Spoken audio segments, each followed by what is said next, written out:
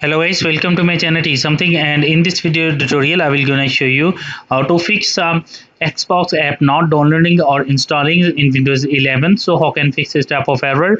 Let's get started. Before starting of the video, I humbly request you please subscribe my YouTube channel for more updates. So let's start. Okay guys, in this video tutorial I will share a couple of methods to fix this type of error. The first method is that first of all in the search box type PowerShell.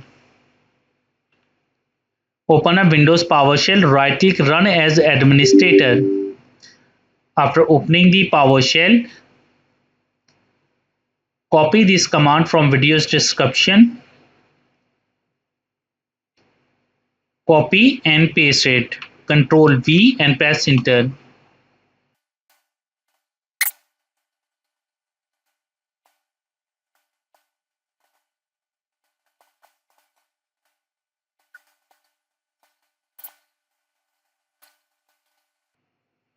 After completing that, type exit and exit the command prompt, and after that restart your computer, and I'm sure that after restarting your computer your problem is fixed. But if your problem is still, then you can try a second method. The second method is that in the search box type a run and open a run and type a WS reset and press enter.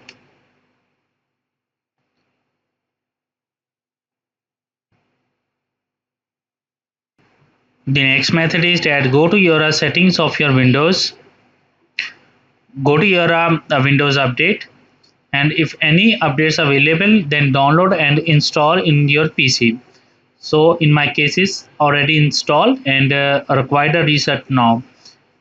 So if any updates available then check the updates, and after that restart your computer. And after doing this step, I hope your problem is fixed. I hope this video is helpful for you. Thanks for watching and please subscribe my YouTube channel.